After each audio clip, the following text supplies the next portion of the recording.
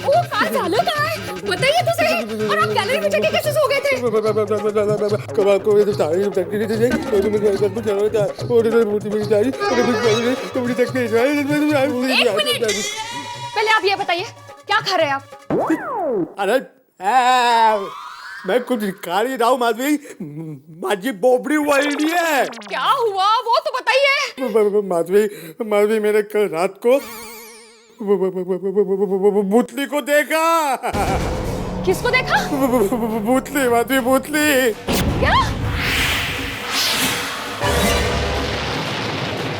तुमने कहा था ना कि दया भाभी थाली रखने वाली है दया भाभी तो थाली रख के चली गई लेकिन मैं वही बालकनी में खड़ा रहा देखने के लिए कि कौन आता है उसके बाद वो भयानक भूतली वहां पे आ गई वो मुझे घूर घूर के देख रही थी और हंस भी रही थी और उसने अचानक ऐसे इशारा किया और उस पे लिख के आया कि भिड़े अब तू गया आपको मना किया था ना फिर भी आप नहीं माने चुकी साली लेकिन माधवी वो बहुत भयानक भूतली थी माधवी उसकी वो सफेद साड़ी उसके खुले खुले बाल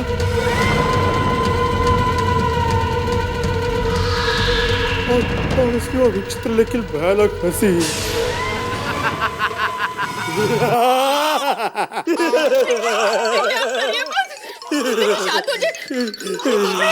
आपका सर तो तभी कैसे दब रहा है मैं डॉक्टर हाथी को बुला के नहीं माधवी तू कुठे जाऊ नको मला सोडून प्लीज माझ्याजवळ बस माझ्याजवळ अच्छा मैं फोन तो कर लूं ठीक है फोन कर मरा वो काय बोलता है राम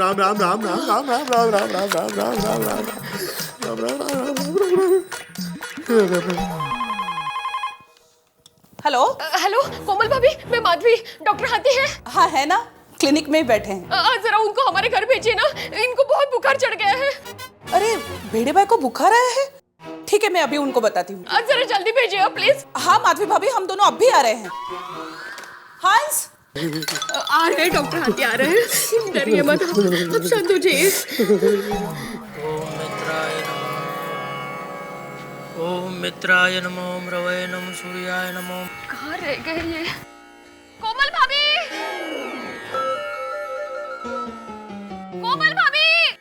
हाँ माधवी भाभी आ रहे हैं जरा जल्दी आइए ना प्लीज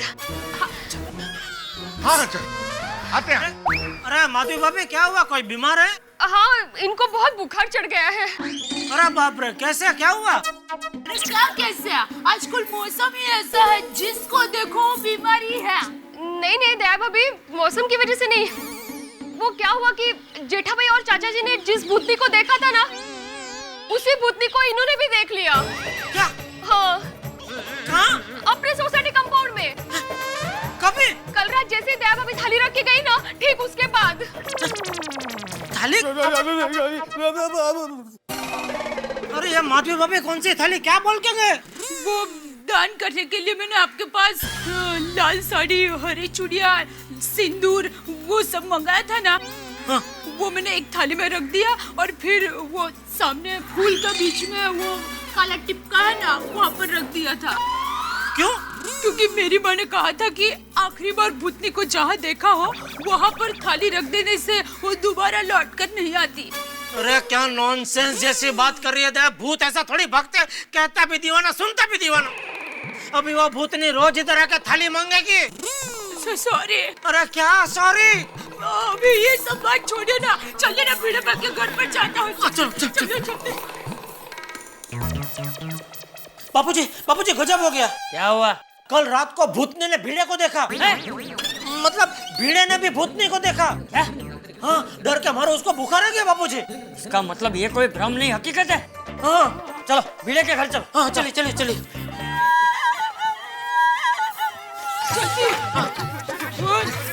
बापूजी संभालिए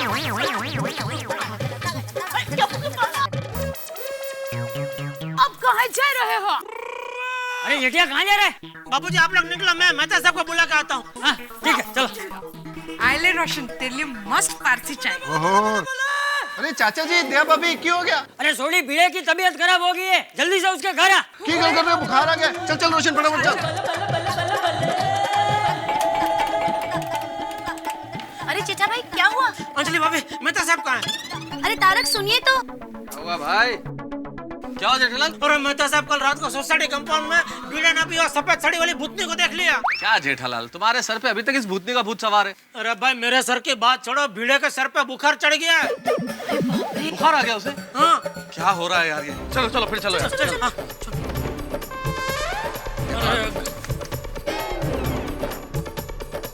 अंजलि भाभी क्या हुआ? इस तरह लोग भागे क्यों जा रहे हैं? अब्दुल भाई भीड़े भाई की तबीयत बहुत खराब है। अच्छा ये मेहता साहब जेठालाल सब लोग भाग के कहाँ जा रहे हैं?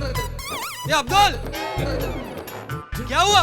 सब लोग इस तरह से भाग के कहाँ जा रहे हैं? अरे भिड़े साहब की तबीयत बहुत खराब हो गई है। अच्छा आ रहा हूँ मैं भी। सोसाइटी में भूत? क्या भूत? हाँ, कल रात इन्होंने अपनी सोसाइटी में भूतनी को देखा। My God. तब से इनको बहुत बुखार चढ़ गया है।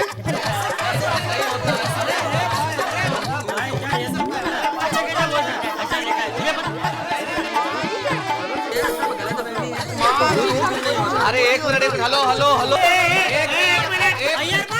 एक मिनट शांत रहो, मेहता साहब कुछ बोल रहे हैं। सुनो भाई, ऐसे कंक्लूजन पे मत पहुंचो कि कोई भूत वूत होता है। हाँ। भिड़े एग्जैक्टली बताओ कि तुमने कल रात को क्या देखा? हाँ 10 पिड़ू। बोल भिंडी मास्टर बोल, क्या देखा तूने? कल रात को 1 बजे के करीब जब मैं बालकनी में गया तब मैंने देखा कि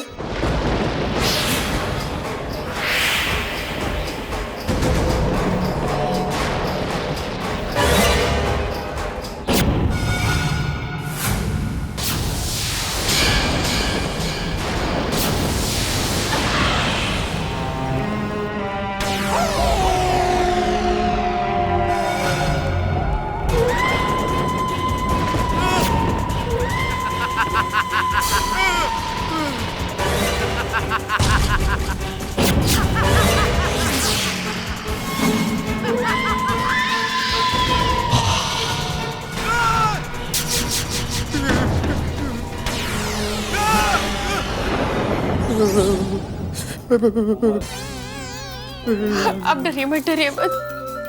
पर दया भाभी आप इतनी रात को कौन सी थाली रखने गए थे कंपाउंड में? वो परसों टप्पू के पापा और बापूजी को भी सफेद साड़ी वाली औरत दिखी थी। क्या?